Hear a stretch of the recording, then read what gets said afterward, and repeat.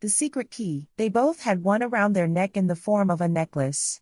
It went to a special lock that both mother and daughter only had access to. They referred to it as the secret key. However, they did not always have to have this key. It was carved in metal after holes in their hearts were carved with pain. Bill was a loving father and adored his daughter.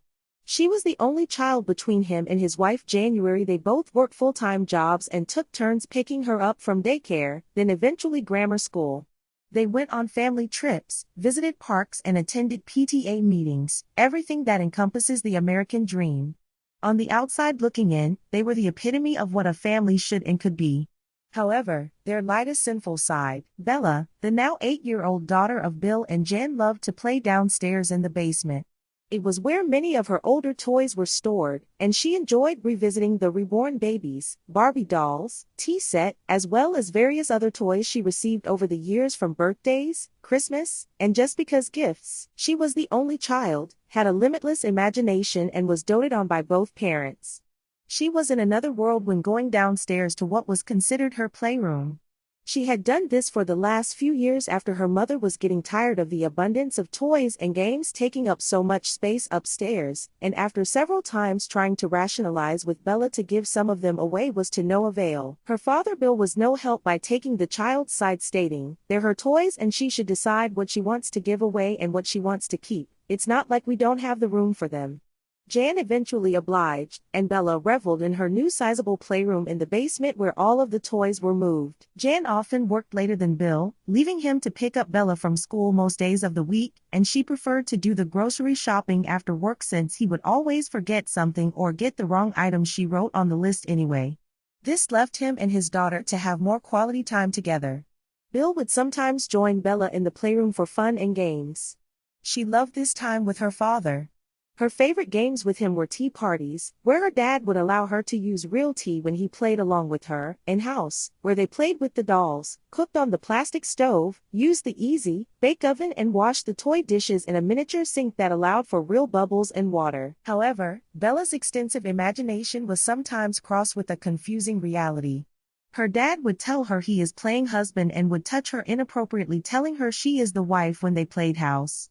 He told her not to tell mommy about the husband and wife game, only the other games because she may get really mad and give all of the toys away. Bella did not want this to happen, so she obeyed her father's request. This went on for years, even as Bella became too mature to be interested in playing house any longer. Her dad had advanced to more than just touching by this time and would still have his way with her in her bedroom after his wife was fast asleep. Bella kept this secret from her mother, Jan, as well as everyone else all of this time, and she was in middle school now. One night, Bill got up to make his way to his daughter's bedroom after his wife fell asleep, which was his routine 1 to 2 nights per week. This night it was thundering and lightning pretty bad due to a heavy storm that was passing through. Jan, who was a heavy sleeper, usually slept even better when it was raining out. However, this particular night a lightning bolt came down so bright and loud that Jan hastily awakened from her sleep.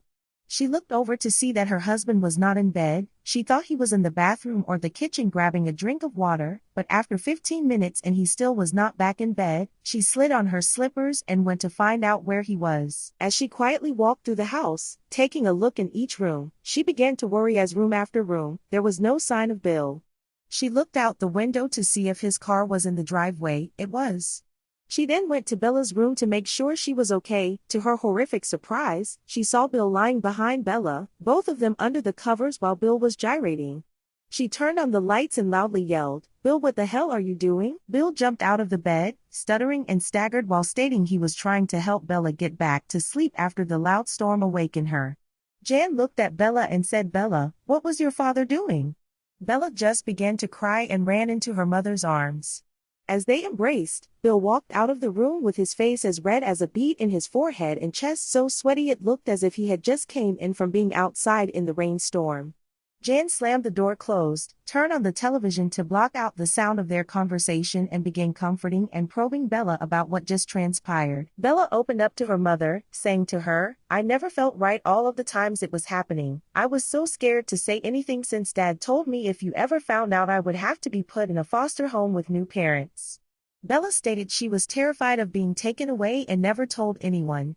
Jan asked Bella how long this had been going on. Bella told her mother it all started when she and her father would play house in the basement together, where he would be the husband and she would be the wife. Jan paused, thought back for a moment, and stated, "You were only 8 years old when we moved your toys into the basement." She then let out a screeching cry and held Bella tighter. She slept in the room with Bella for the remainder of that night, consoling her. The next morning, she dropped Bella off at middle school and told her to not say anything to anyone at school about this, that they would handle it as a family and that she would be the only one picking her up and dropping her off at school from this point forward. Bella agreed. Bill was not home when they left, nor was he home when they came back from work and school. Jan had two locks installed on Bella's bedroom door, an inner and an outer lock.